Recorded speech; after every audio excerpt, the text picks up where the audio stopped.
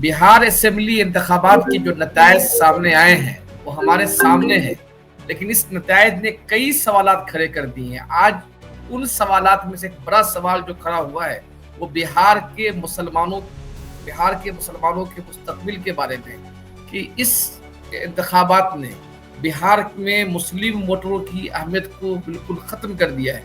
गर्चे असदुद्दीन ओवैसी साहब 5 सीट जीतने में कामयाब हो गए हैं, लेकिन वो एक बिहार के मखसूस सीमांचल तक मौजूद है।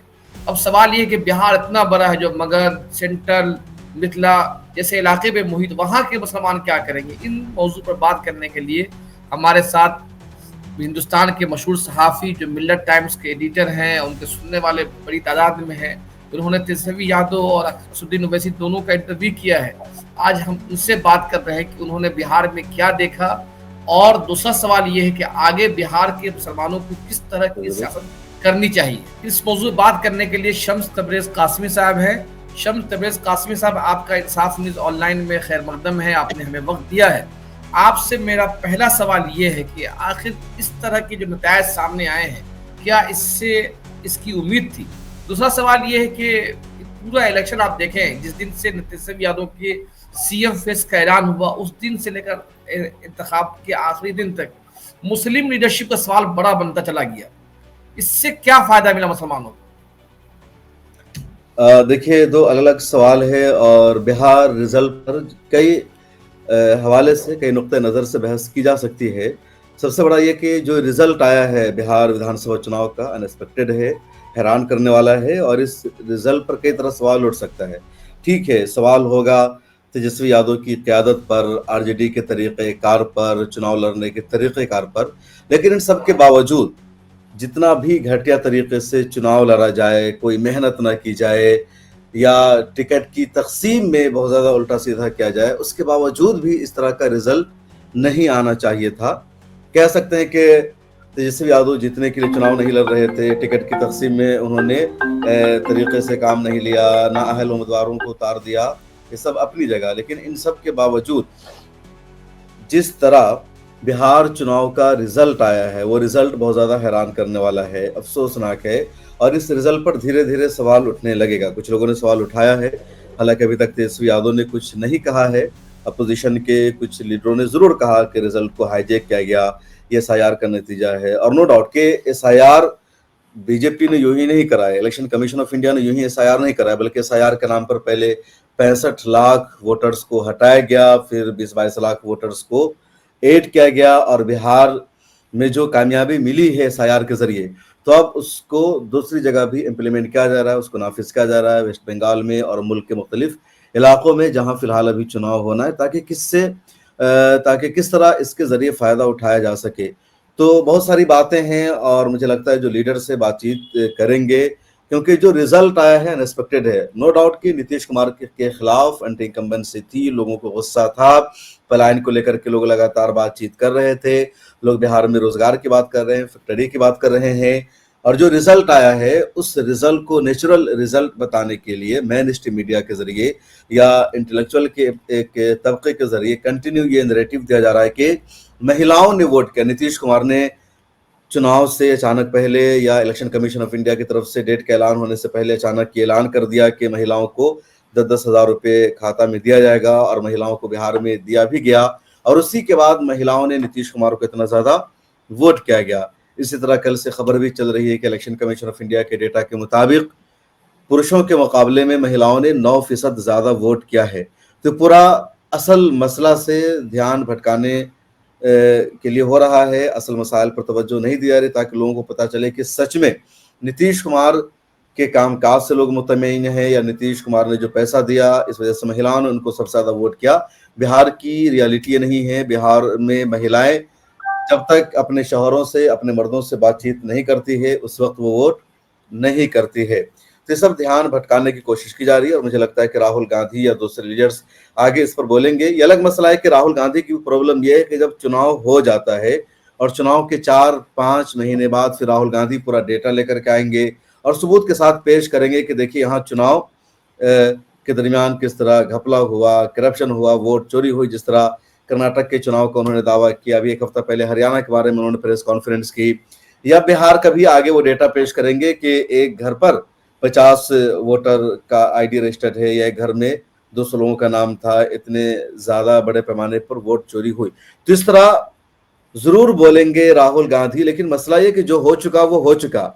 अब बिहार इलेक्शन का रिजल्ट नहीं बदल पाएगा। जब पहले से आपको अंदाजा था कि कर्नाटक में करप्शन हुआ, हरियाणा में करप्शन हुआ, आपकी टीम ने काम किया, तो फिर पूरी मजबूती के साथ आपको इसको लेकर आवाम के बीच में जाना था, और राहुल गांधी लेकर के गए भी। लेकिन राहुल गांधी के साथ साथ तेजस्वी यादव ने बिहार में इसको मुद्दा नहीं बनाया, आरजेडी ने एक मुद्दा नहीं बनाया, ये भी बड़ा इशू रहा। और जब सुप्रीम कोर्ट ऑफ इंडिया ने बीच में कह दिया कि एसआईआर में आधार कार्ड को वैलिड डॉक्यूमेंट माना जाएगा, तो फिर तेजस्वी यादव ने भी कह दिया कि हमारी जीत है, कांग्रेस ने भी कह दिया कि हमें हमारी जीत है, और तमाम लोगों ने एसआईआर को एक तरह से मान लिया।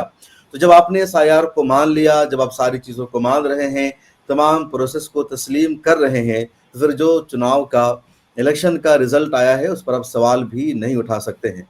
जहाँ तक बात है मुस्लिम लीडरशिप का, मुस्लिम क़यादत का, तो नो डाउट कि आज़ादी के बाद, या कह लीजिए 1952 के बाद पहली मरतबा बिहार में इतने कम तादाद में मुसलमानों को जीत मिली। सबसे ज़्यादा 1985 में मुसलमानों को जीत मिली, और तकरीबन 34 मुसलमान एमएलए बने थे बिहार में। लेकिन उस वक्त बिहार यूनाइट, यानी जो आज का झारखंड है, वो भी बिहार असम्बली का हिस्सा था। लेकिन तकसीम के बाद भी, 2000 के बाद भी मुसलमानों को हमेशा 15 से ज़्यादा की तादाद में ही जीत मिलती रही है। इस मरतबा सिर्फ 11 मुसलमानों को जीत मिल सकी, और अफसोस की बात यह है नूरुल्लाह जावेद साहब के 5-6 विधानसभा की सीट ऐसी है जहां एक मुसलमान को ही जीतना चाहिए, वहां का एमएलए हमेशा मुसलमान रहा है, मुस्लिम वोट वहां पर 50% है, 70% है, 60% है। इसके बावजूद वहां एनडीए का उम्मीदवार जीत गया, और महागठबंधन का उम्मीदवार हार गया, या फिर एआईएमआईएम का उम्मीदवार हार गया, और इसकी वजह से मुसलमान एमएलए की तादाद 15 तक भी नहीं हो सकी, बल्कि सीधे वो 11 पर महदूद हो गई है। तो मुस्लिम लीडरशिप का नुकसान हुआ है, और इसके लिए जिम्मेदार दोनों तरह की पार्टी है। आप जब ये बात सच है कि जो सीमांचल के जो मुकाबले थे, ज्यादातर सीटों पे आपस में ही मुकाबला हुआ, जैसे कुचाधामन हो, या किशनगंज हो, या बहादुरगंज हो, या ठाकुरगंज हो। लेकिन ठाकुरगंज में 30% जो नॉन मुस्लिम वोट है मुत्तहिद होकर जेडीयू जीत गई है। लेकिन अब कटिहार में देखें, महबूब आलम साहब या फिर शकील अहमद खान जैसे बड़े नेता, शकील अहमद खान के बारे में कहा जा रहा था डिप्टी सीएम बनेंगे, लेकिन हम लोगों को पहले ही आप तो उस इलाके में गए हैं, आपको अंदाजा था कि शकील अहमद खान के खिलाफ एक वहां पे बिरादरीवाद ज्यादा है, तो एक शेर शाह आबादी वालों को खड़ा कर दिया गया था। यही सूरत हाल और भी जगह था। तो मेरा सवाल वो नहीं है, मेरा सवाल आपसे ये है कि जिस तरह से असदुद्दीन ओवैसी साहब या बिहार के मुसलमानों ने मुस्लिम लीडरशिप का सवाल बड़ा बना लिया था, तो उस सवाल ने क्या कोई रोल है इस कम जीतने में? नहीं, देखिए, गलतियां दोनों तरफ से। सबसे बड़ी गलती क्या हुई तेजस्वी यादव की तरफ से। मुसलमानों ने हमेशा आरजेडी को वोट किया है, या कांग्रेस अलायंस को सपोर्ट किया, और एमवाई समीकरण अब भी बिहार में था। अगर आप आरजेडी को मिलने वाले वोट्स का जायजा लेंगे, तो उसमें यादवों से ज्यादा आरजेडी को जो 22% वोट मिला है, तो उसमें नो डाउट कि 15% मुसलमानों का वोट है, कुछ यादवों का वोट होगा, सहनियों ने तो वोट ही नहीं किया, दूसरे लोगों का आरजेडी को वोट ही नहीं मिला। अब मुस्लिम लीडरशिप का मसला यह था कि जब आरजेडी ने टिकट की तकसीम की, तो आरजेडी ने सिर्फ 12% मुसलमानों को टिकट दिया, और यादवों को 36% टिकट दे दिया। मुसलमानों ने इसे भी बर्दाश्त कर लिया, ज्यादा बड़ा मसला नहीं बना। मसला उस वक्त बना जब मुकेश कुमार सहनी को आरजेडी ने और तेजस्वी यादव ने डिप्टी सीएम का फेस बना दिया, और सहनियों से मुसलमानों को बहुत ज्यादा चिढ़ है बिहार में। बजरंग दल में जितने लड़के पाए जाते हैं सब सहनी समाज के होते हैं। मस्जिदों के सामने जितने लोग जाकर के नारा लगाते हैं, मुसलमानों को गालियां देते हैं, आपत्तिजनक के जुमले बोलते हैं, मस्जिदों के मीनारों पर जो लोग झंडा लगाते हैं, बेहुरमती करते हैं मस्जिदों की, ये सारे लोग कौन होते हैं? बजरंग दल के, और उसमें सहनी समाज के लोग होते हैं। और जब मुकेश सहनी, जिसकी खुद सहनी समाज में कोई इमेज नहीं, कोई पकड़ नहीं, कोई गिरफ्त नहीं, उसको जब डिप्टी सीएम बनाने का ऐलान कर दिया, तो इसको लेकर के मुसलमानों को बहुत गुस्सा आया। मुसलमानों ने इसको इशू बना दिया, और इसी वजह से सिर्फ एमआईएम ने इसका फायदा नहीं उठाया, बल्कि जनसुराज ने भी इसका फायदा उठाया। जनता दल यूनाइटेड, जिसको पता है कि मुसलमानों का हमें वोट नहीं मिलता है, आपने देखा होगा कि जनता दल यूनाइटेड ने ही अपने ऑफिशियल फेसबुक पेज से सबसे पहले एक पोस्टर जारी कर दिया कि 2% वाले को लड्डू और 18% वाले को कद्दू। तो तमाम लोगों ने इसको मुद्दा बनाया और ये तेजस्वी यादव की तरफ से, आरजेडी की तरफ से एक ब्लंडर मिस्टेक था, एक बहुत बड़ी गलती थी। अब जहां तक कि मुस्लिम लीडरशिप का, तो सीमांचल में एआईएमआईएम ने अपनी एक मजबूत पकड़ बना ली है। पिछली मर्तबा 5 सीटों पर जीत मिली। अब इस मर्तबा होना क्या चाहिए था कि असदुद्दीन ओवैसी को बात करना चाहिए था आरजेडी से, आरजेडी को तेजस्वी यादव को चाहिए था कि वो एआईएमआईएम की लीडरशिप के साथ बातचीत करे। ऑल इंडिया मजलिस इत्तेहादुल मुस्लिमीन के अख्तरुल ईमान ने, दूसरे लोगों ने लगातार राब्ता करने की कोशिश भी की, बातचीत भी की, लेकिन कोई अलायंस नहीं हुआ, कोई समझौता नहीं हुआ। और इसी वक्त मजलिस के लोगों ने कहा कि हम सिर्फ 6 सीटें मांग रहे हैं, अगर 6 सीटें नहीं दोगे तो हम तुम्हें 50 सीटों पर हराने की ताकत रखते हैं, और ये हुआ भी। अब कांग्रेस ने और आरजेडी ने एआईएमआईएम को सीरियस नहीं लिया, या आरजेडी और कांग्रेस को जो फीडबैक दिया गया उनके मुस्लिम नेताओं की तरफ से, वो ये कि सीमांचल में असदुद्दीन ओवैसी की पकड़ नहीं है, या मुस्लिम लीडरशिप का जो नारा दिया जा रहा है इसको मुसलमानों ने रिजेक्ट कर दिया है। उसके अलावा कांग्रेस और आरजेडी को ये लग रहा था कि 2022 में जब आपने एआईएमआईएम के 4 एमएलएस को तोड़ लिया, अपने साथ मिला लिया, तो अब एआईएमआईएम जो है ग्राउंड पर खत्म हो चुके हैं।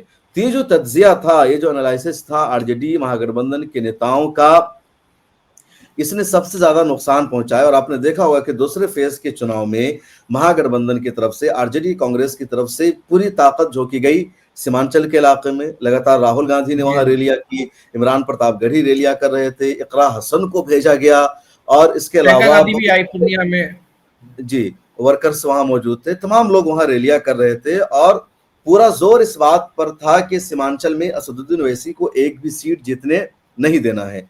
उधर तेजस्वी यादव ने असदुद्दीन ओवैसी के लिए एक्सट्रीमिस्ट का लफ्ज बोल दिया, तो एक बड़ा इशू बन गया। और उसका नतीजा ये हुआ कि देखिए, एमआईएम को 5 सीटों पर जीत मिल गई और ठाकुरगंज की सीट पर लड़ाई हो जाती है मजलिस और राजद के बीच में, और वहां पर जेडीयू का उम्मीदवार जीत जाता है।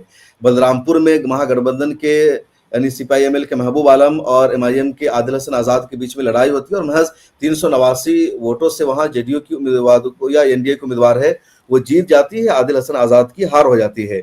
यही हाल पारनपुर विधानसभा सीट का हुआ, यही हाल कस्बा विधानसभा सीट का हुआ, यही हाल क्यूटी विधानसभा सीट का हुआ। उसके अलावा भी कुछ और विधानसभा सीट का इसी तरह का अंजाम हुआ, और 6-7 सीटें इजिली मुसलमानों के हाथों से निकल गई। दूसरी तरफ असदुद्दीन ओवैसी साहब से कहा जाता है कि आप सरकार बिहार में नहीं बना सकते हैं, आप सीएम भी नहीं बना सकते हैं। असदुद्दीन ओवैसी साहब मुस्लिम लीडरशिप की बात करते हैं, और असदुद्दीन ओवैसी साहब की मुस्लिम लीडरशिप का मतलब यह होता है कि 4-5 एमएलएस को जीतना, बिहार में सवाल करना। दूसरी तरफ असदुद्दीन ओवैसी साहब का मसला यह है कि असदुद्दीन ओवैसी साहब यकीनी तौर पर बिहार में सरकार नहीं बना सकते, अपने दम पर वो सीएम नहीं बना सकते। तो असदुद्दीन ओवैसी साहब तेलंगाना में सिर्फ 7-8 सीटों पर चुनाव लड़ते हैं, और उनका फोकस रहता है सिर्फ हैदराबाद का इलाका। बिहार में जब असदुद्दीन ओवैसी साहब आते हैं, और असदुद्दीन ओवैसी साहब की पार्टी का मतलब यह है कि उनके उम्मीदवार को उन्हीं इलाकों में, उन्हीं जगहों पर जीत मिल सकती है जहां मुस्लिम वोट 50% से ऊपर होगा, और मुसलमानों का वोट एक तरफा तौर पर उनके ही उम्मीदवार को मिलेगा। उसके अलावा किसी भी सीट पर एआईएमआईएम के लिए जीत पॉसिबल नहीं है। अब तेलंगाना में 125 सीटें हैं, लेकिन ओवैसी साहब सिर्फ 7-8 सीटों पर अपने उम्मीदवार को उतारते हैं। अब ओवैसी साहब से ही मुतालबा होता है उन लोगों के लिए, या उन लोगों की तरफ से जो सॉफ्ट कॉर्नर रखते हैं उनके लिए। एक तबका वो है मुसलमानों का जो चाहता है कि ओवैसी साहब को हैदराबाद के बाहर नहीं आना चाहिए, उनकी सियासत से मुसलमानों को नुकसान हो रहा है, सेकुलर पार्टियों को नुकसान हो रहा है, बीजेपी को फायदा हो रहा है। लेकिन दूसरा तबका वो है जो ओवैसी साहब के लिए सॉफ्ट कॉर्नर रखता है कि हमारे ऐसे कुछ लोग भी होना चाहिए जो अपोजिशन में हो, सवाल उठा सके, मुसलमानों के मुद्दों को रेज कर सके। तो उनकी तरफ से कहा जाता है कि जिस तरफ हैदराबाद में सिर्फ मखसूस और लिमिटेड सीटों पर चुनाव लड़ते हैं, उसी तरह बिहार में भी जो सीमांचल का इलाका है, जो 6-7 सीटें हैं जहां पर आपने मजबूती से काम किया है, जहां पर आपका केडर है, जहां पर पार्टी का संगठन है, जहां घर घर तक पैगाम पहुंचा हुआ है, और जहां 60-70% मुसलमानों की आबादी है, तो आप उन्हीं सीटों पर महदूद रहिए, बकिया सीटों पर अपने उम्मीदवार को मत उतारिए। लेकिन वैसे हिसाब सीमांचल के अलावा बाहर भी अपने उम्मीदवार को उतार देते हैं, और उसकी वजह से सीमांचल के बाहर भी आरजेडी को या कांग्रेस को उसका नुकसान होता है। अब बिहार में इस मर्तबा क्या हुआ कि तेजस्वी यादव या कम से कम उनकी पार्टी के किसी लीडर को ओवैसी साहब के साथ बैठना चाहिए था।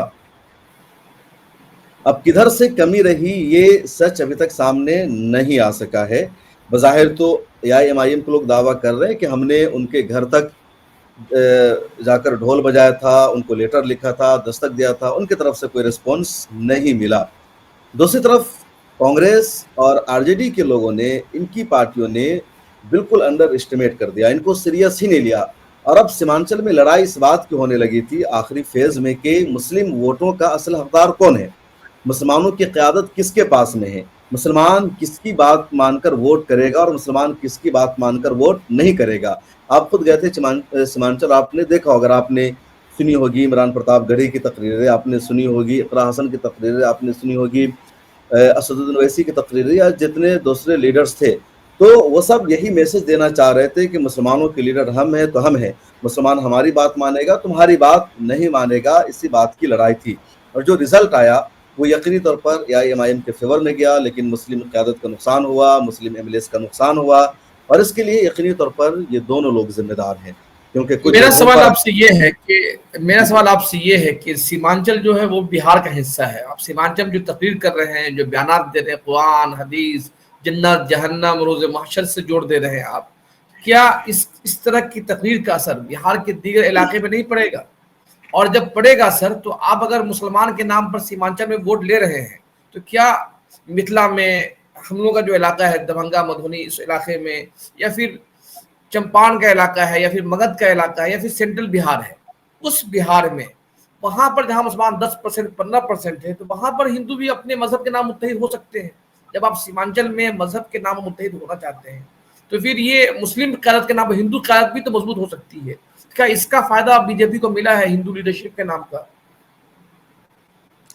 देखिए, सियासत को सियासत ही रहने देना चाहिए। सियासी जलसों में, सियासी तकरीर में मजहब का हवाला देना, कुरान और हदीस का हवाला पेश करना, या कलमा के नाम पर मुसलमानों को यूनाइट करना यकीनन गलत है। और या आपने बात हमने जो वही, वैसी साहब की जो तकारीर वगैरह हुई है, वैसी जी, साहब क्या उनकी पार्टी के लोग जो तकारीर थे, उसी तरह की तकरीर थी वो? बिल्कुल वही मैं कह रहा हूं कि सियासत सियासत है। योगी आदित्यनाथ ने यूपी चुनाव के मौका पर कहा था कि लड़ाई 80 वर्सेस 20 की, यानी 80 वर्सेस 20 की लड़ाई है, कि 20% है और एक तरफ 80% है। तो अगर आप मजहब के नाम पर मुत्तहिद होंगे, आप इस्लाम के नाम पर लोगों को मुत्तहिद करने की कोशिश करेंगे, तो यकीनी तौर पर वो लोग भी जात पात की सियासत से ऊपर उठकर मजहब के नाम पर यूनाइट होने की, मुत्तहिद होने की कोशिश करेंगे। और इसमें यकीनी तौर पर नुकसान मुसलमानों का है, क्योंकि भारत की जो आबादी है, भारत का जो जोग्राफिया है, जिसमें सिर्फ कश्मीर एक ऐसा स्टेट है जहां 99% मुसलमानों की आबादी एक साथ है।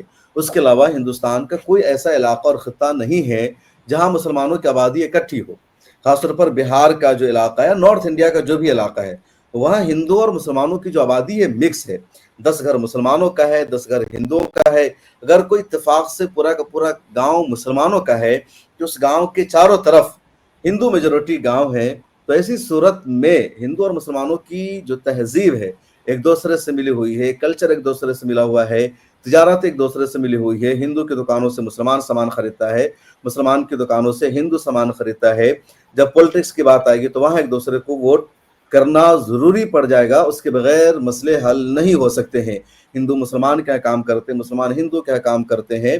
तो नॉर्थ इंडिया में अगर मुसलमान अपनी एक सेपरेट आइडेंटिटी चाहे, अपनी एक अलहदा शनाख्त चाहे, खा वो तिजारत में हो, समाजी मसले में हो, बिजनेस में हो, या किसी और चीज में हो, तो पॉसिबल नहीं है। तो यहाँ आपको उनसे मिलकर रहना ही होगा। अगर आप स्कूल खोल रहे हैं और स्कूल खोलकर चाहेंगे कि आप हमारे स्कूल में सिर्फ मुसलमान बच्चे पढ़े, हिंदू बच्चे पढ़े, ये पॉसिबल नहीं है। कोई हिंदू स्कूल खोले और वो चाहे कि सिर्फ हिंदू बच्चे हमारे स्कूल में पढ़े, मुसलमान बच्चे पढ़े, तो ऐसा पॉसिबल नहीं होगा। और जब भी कोई हिंदू स्कूल खोलता है और अगर वो बोर्ड लगा देता है कि इस स्कूल में मुसलमानों का दाखिला ममनू है, तो यकीनन हम उसके खिलाफ आवाज़ उठाते हैं, कंप्लेन करते हैं। तो जो इंडिया की आबादी है, जो हमारा माशरा है, जो हमारी सोसाइटी है, वहाँ एक मजहबी शनाख्त के साथ अलहदा और सेपरेट उसके लिए पॉसिबल नहीं है, उसके लिए गुंजाइश नहीं है। तो मिलजुल कर ही रहना होगा, और सियासत में भी वही ज़रूरी है। अगर आप सियासत में चाहते हैं कि कलमा के नाम पर मुसलमान एक होकर के आपको वोट करे, तो ठीक है, जहां 70% मुसलमानों का वोट है उस सीट पर आपको जीत मिल जाएगी। लेकिन 5 सीटों के अलावा बिहार की जो 238 सीटें बच जाती है, उन सीटों पर फिर हिंदुओं की आबादी ज़्यादा हो जाएगी, उनकी आबादी 50% से ऊपर हो जाएगी, मुसलमानों की आबादी कहीं पर 40 होगी, कहीं पर 35 होगी, कहीं पर 20 होगी, तो फिर वहां पर तो हिंदू इकट्ठे होकर किसी को वोट करेंगे, फिर आप मुसलमान अकेले पड़ जाएंगे और फिर वहां पर आप किसी को नहीं जिता सकते हैं। खुद मुसलमानों में भी बहुत ज़्यादा इन दोनों बिरादरीवाद देखा जा रहा है, मुसलमानों में भी आपसी लड़ाई बढ़ती जा रही है। ऐसा नहीं कि मुसलमान भी मजहब के नाम पर अब मुत्तहिद जी है। जी जी तो एक इलाका जीत कर यकीनी तौर पर बहुत बड़े इलाके को मुतासिर किया जा सकता है, ऐसा होता भी है। और ये नहीं देखना चाहिए कि बिहार में सिर्फ सीमांचल है, बल्कि बिहार में मिथिलांचल भी है, बिहार में मगध भी है, बिहार में अग्नि प्रदेश का एरिया भी है, बिहार का तिरहुत का इलाका भी है, और उन सब जगहों पर मिली जुली आबादी है। अब मेरा आखिरी सवाल आपसे कि अब जब नतैज आ गए हैं, ये अलग सवाल है कि नतैज का क्या उस पर इलेक्शन कमीशन का क्या रोल था, उस सब उन सवालों में पढ़ने के बजाय अब यहाँ से बिहार के मुसलमानों की क्या हिकमत अमली होनी चाहिए और अगले 5 साल के लिए मुसलमानों को खतूत पर मतलब किस लाइन पे काम करने की जरूरत है, ताकि मुस्लिम लीडरशिप भी हो और बीजेपी से अब जैसा रिजल्ट आया है, नीतीश कुमार अगरचे 85 सीट जीतने में कामयाब हुए हैं, लेकिन अब बीजेपी के लिए अपने बल पर हुकूमत बनाना बहुत आसान हो गया है। सिर्फ 5-6 एमएलए घट रहे हैं उनके लिए। जी, ऐसे में बिहार के मुसलमानों के पास क्या हिकमत अमली होनी चाहिए? देखिए ये बहुत बड़ा अलमिया है कि मुसलमान ये सोच रहे हैं कि अगर नीतीश कुमार सीएम नहीं बनेंगे तो हमारा क्या होगा। मतलब नीतीश कुमार अगर सीएम बन जाते हैं तो मुसलमान राहत की सांस लेंगे। सवाल मुसलमानों से ये कि आप नीतीश कुमार को वोट नहीं करते, जेडीयू को आप बीजेपी के साथ जोड़कर देखते हैं, लेकिन अब भी आप नीतीश कुमार के सीएम बनने के लिए अब दुआ कर रहे हैं, आफियत महसूस कर रहे हैं। ऐसा क्यों? भारत के मुसलमानों की प्रॉब्लम ये खा वो बिहार का हो या बिहार के बाहर का हो, मुसलमानों ने हमेशा एक मखसूस पॉलिटिकल पार्टी से अपने आप को जोड़ लिया। वो पॉलिटिकल पार्टी आपके लिए काम करे ना करे, मुसलमान उनको ही वोट करेगा। दूसरा कोई अगर काम करता है, मुसलमानों के लिए सोचता है, तब भी मुसलमान उसको वोट नहीं करता है। और उसका नतीजा ये कि मुसलमान भी आइसोलेट होता जा रहा है। पहले ये नैरेटिव था कि मुसलमान जिसके साथ जाएगा उसकी जीत हो जाएगी, लेकिन बीजेपी ने इसको उल्टा कर दिया कि मुसलमान जिसके साथ अब जाएगा उसकी वो हार हो हार जाएगी। जाएगा। यानी बीजेपी ने मुसलमानों को बिल्कुल किनारे लगा दिया। पहले मुसलमानों के वोट की वैल्यू थी, मुसलमानों के वोट की वैल्यू खत्म हो गई। अब मुझे लगता है कि मुस्लिम लीडरशिप को, जो मुसलमान कायदीन है, जो थिंक टैंक है, उनको एक साथ बैठना होगा, सोचना होगा कि अब आपको किस तरह इंडिया में सर्वाइव करना है, कैसे रहना है, पॉलिटिकल पार्टियों के साथ किस तरह आपको रिश्ता बनाना है। क्योंकि एक पार्टी के साथ अपने आप को आप खुलकर जोड़ लेते हैं कि हम इसी का वोट बैंक है, इसके अलावा किसी को हम वोट करने वाले नहीं हैं। तो दूसरी पार्टियां आप कहती है कि जब आप हमें वोट नहीं करते, आप खुलकर उसके साथ हैं, तो फिर हम क्यों आपके काम आएंगे, क्यों हम आपको सपोर्ट करेंगे। ठीक, आप आयनी तौर पर कहेंगे कि चीफ मिनिस्टर है तो सबका चीफ मिनिस्टर है, प्राइम मिनिस्टर है तो सबका प्राइम मिनिस्टर है, लेकिन सॉफ्ट कॉर्नर भी तो होता है किसी के लिए, कि कोई किसी को वोट कर रहा है, कोई खुलकर किसी की दुश्मनी कर रहा है, तो वो आयनी तौर पर ही उतना आपको सपोर्ट करेगा, उससे ज्यादा आपको सपोर्ट नहीं करेगा, उससे ज्यादा आप उसकी उम्मीद नहीं रख सकते हैं। तो मेरा तो मानना यह है कि आप देखिए, इंडिया में लगातार कांग्रेस और कांग्रेस जैसी जो पार्टी है वो हार रही है, इनको कहीं भी जगह नहीं मिल रही है, इनके लिए स्टेट कम पड़ते जा रहे हैं। दूसरी तरफ बीजेपी और इस तरह की जो पार्टीज है उनको जीत मिलती जा रही है। तो अब मुसलमानों को बैठना होगा और एक फैसला लेना होगा कि क्या अब भी उन्हें वाज़े लफ्जों में खुलकर किसी एक पार्टी का वोट बैंक बनकर रहना है, या फिर उन्हें न्यूट्रल रहना है। उन्हें अपने ऊपर किसी का टैग नहीं लगाना है, सिख की तरह उन्हें बनना है, ईसाइयों की तरह बनना है, क्यों किसी एक पार्टी का वोट बैंक नहीं है। वो किसके साथ है पता नहीं होना चाहिए, उनका एक एजेंडा होना चाहिए कि जो उनके लिए काम करेगा, जो उनके मुद्दों पर बातचीत करेगा, उसको मुसलमान वोट देगा, मुसलमान उसके साथ जाएगा। लेकिन बातचीत किए बगैर, समझौता किए बगैर, साथ में टेबल पर मेज पर बैठे बगैर ही जब मुसलमान डिसाइड कर लेता है कि हम फला पार्टी का वोट बैंक है, तो मुसलमानों को उसका सबसे ज़्यादा नुकसान होता है। और पिछले 20-25 सालों से तो इसका शदीद नुकसान हो रहा है। तो मेरा मानना यह है कि अब मुसलमानों को अपने लिए भी सोचना चाहिए। किसी को चीफ मिनिस्टर बनाने के बजाय, किसी पार्टी को इख्तिदार में लाने के बजाय मुसलमानों को ये सोचना होगा कि मुसलमानों को कैसे सर्वाइव करना है, मुसलमानों को कैसे इंडिया में अपनी आइडेंटिटी को बचा कर रखना है, अपने इदारों को बचा कर रखना है, अपनी तहजीब, अपने कल्चर की हिफाजत करनी है। और कहा जाता है कि सियासत में ना तो कोई परमानेंट दोस्त होता है, ना कोई परमानेंट दुश्मन होता है। तो फिर मुसलमानों को इस हवाले से सोचना चाहिए। मेरा ये सवाल तो आखिरी था, लेकिन एक और सवाल जहन में जो बात आ रही है, वो सवाल ये आ रहा है कि पहले आप जानते होंगे 2004 में 2009 के इलेक्शन में मुस्लिम तंजीमें जमातें हल्कावार तजिया करके बताते थे कि इस हल्के में कांग्रेस को दे दीजिए, इस हल्के में जनरल यू को दे दीजिए। क्या इस इलेक्शन में बिहार की मुस्लिम तंजीमें जमातें इलाका वाइज नुमाइंदगी करने में नाकाम रही है? इस बार इसलिए मैं पूछ रहा हूँ मैं आपसे कि खुद बाजपट्टी जहां से हम आते हैं, आपका पड़ोसी हल्का है, जी वहां पे जी। दो मुसलमान खड़े हो गए, आरजेडी हार गए, बस उतना ही मार्जिन से। इसी तरह से बलरामपुर में आप देखिए मुस्लिम वोट तक टकराया, दबंगा के कुटी में इसी तरह से हार गए। तो क्या मुस्लिम तंजीमें जमातें मुसलमान की पकड़ कमजोर हो गई है, या फिर उनके पास कोई ऐसा इंफ्रास्ट्रक्चर नहीं है कि वो नुमाइंदगी कर सके? देखिए, बीजेपी ने इस भ्रम को भी तोड़ दिया है कि मुस्लिम तंजीमों का, मुस्लिम लीडर्स का मुसलमानों पर कंट्रोल है या मुसलमान इनके कहने के जरिए वोट करते हैं। तो सच्चाई यह है कि आज से 10 साल पहले तक पॉलिटिकल पार्टीज को ये वहम था, उनको लगता था कि मुसलमानों पर मुस्लिम तंजीमों का कंट्रोल है, इमारत शरिया जिस तरह का इशारा करेगी उसी तरह मुसलमान वोट करेंगे, जमीयत उलमा हिंद जो पैगाम देगी, ऑल इंडिया मिल्ली काउंसिल जो कहेगी वैसा ही मुसलमान करेंगे। लेकिन अब ये सब भरम भी टूट चुका है और जो कांग्रेस आरजेडी पार्टीज है इनको भी अब पता चल चुका है कि मुस्लिम तंजीमों का कुछ असर नहीं होता। हालांकि बिहार चुनाव में मुझे जैसा कि पता चला, कन्फर्म नहीं है, कि इमारत शरिया ने बाज़ाब्ता लिस्ट जारी की थी, इमारत शरिया ने मुख्तलिफ इलाकों में अपने नुमाइंदों को भेजा था, उनको पूरा डेटा दिया था कि कहाँ से किस उम्मीदवार को सपोर्ट करना है और कंटिन्यू उनके लोग काम कर रहे थे। लेकिन आज के दौर में इमारत शरिया की बात मानकर कोई वोट नहीं करता है, ना फॉलो करता है। और 5,000 10,000 तो कैंडिडेट का अपना इन्फ्लुएंस होता है, इतना लोग ले ही आते हैं। दूसरी तरफ मैंने शुरू में बताया कि जैसे ही आरजेडी ने मुकेश कुमार सहनी को डिप्टी सीएम बनाने का ऐलान किया, ये बैकफायर कर गया। मुस्लिम नौजवानों को गुस्सा आया, उन्होंने कहा कि 2% वाला डिप्टी सीएम बनेगा, हमारी 18% आबादी है और हमारा बंदा कोई सीएम क्यों नहीं बनेगा, हमारे लिए ऐलान क्यों नहीं हुआ। और उसका नतीजा यह हुआ कि जनसुराज ने जिन जिन मुसलमानों को टिकट दिया था उन्होंने इसी नारे के साथ मुसलमानों का वोट हासिल किया। एआईएमआईएम के लोगों ने तो कंटिन्यू इसी को भुनाया, मुद्दा बनाया। चंद्रशेखर आजाद की पार्टी से भी कुछ मुस्लिम उम्मीदवार थे, उन लोगों ने ही इसको इशू बनाया। हालांकि मुसलमानों ने बहुत समझदारी से वोट किया।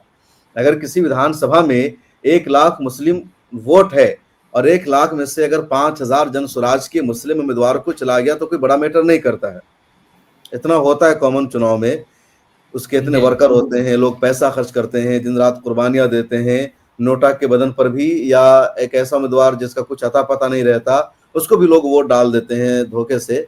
जो 5,000 6,000 किसी कैंडिडेट को अगर वोट चला जाता है बड़ा मैटर नहीं करता, कोई बड़ा फर्क नहीं है अगर 1 लाख वोट में से।